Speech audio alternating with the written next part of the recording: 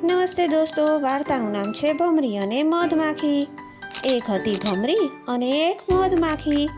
એક દિવસ વાતમાં બંને લડી પડી. ભમરી કહે હું જબરી, મધમાખી કહે હું જબરી.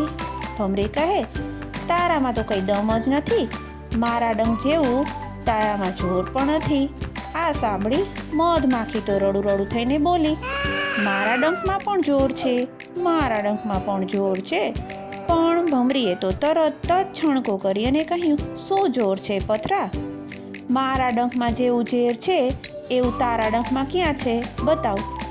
તારા ડંખથી તો કોઈ બીતું નથી, પણ મારું ભમરીનું તો નામ સાંભળી સૌ ફફડે છે. તારે જોઈએ ને તો ના એક નહીં 1000 પુરાવા હું રજૂ કરું. મારી પાસે એટલું બધું જોર છે. મધમાખી કંઈ બોલી નહીં. એની આંખોમાં તો આંસુ આવી ગયા. ભમરી હસી તેની મજાક કરી અને બોલી, રોઈ પડી ને એ જ બતાવે છે કે તારામાં કંઈ માલ નથી. મેં તને કેવી હરાવી દીધી. આમ કહી એ તો હસતી ઉડી ગઈ. મધમાખી એકલી રડવા લાગી. હાય રે, હું તો હારી ગઈ. એને રડતી જોઈ વનદેવી એની પાસે આવી. મધમાખીને ખોળામાં બેસાડી. વનદેવીએ આશ્વાસન આપતા કહ્યું, બેટી શું કરવાને રડે છે? મધમાખીએ આંસુ લૂછી અને કહ્યું, ભમરીએ મને હરાવી દીધી. માં એ કહે છે કે તારા ડંખમાં મારા ડંખ જેટલું જોર પણ નથી અને મારા ડંખ જેટલું ઝેર પણ નથી.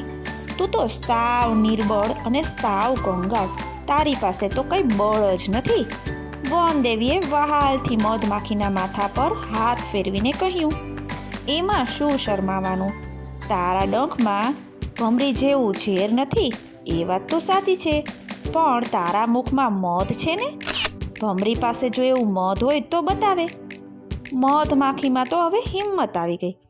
એ તો આ સાંભળી જ રહી. પછી વનદેવીએ કહ્યું, ઝેરમાં તું ભલે ને હારી ગઈ, પણ મધમાં તો તું જ જીતી ને. તને ખબર છે આ દુનિયા ઝેરથી નથી જીવતી, મીઠા મધથી જીવે છે. ઝેરીલા માણસો ન જીવે, પણ મીઠા મધ જેવા હોય એ જાત જગતમાં જીવે અને સુખી પણ થાય. માટે જે નથી એને યાદ કરીને રડવા કરતાં જે છે એને યાદ કરીને આનંદથી જીવને. બધાને મધ વહેંચતી રહે.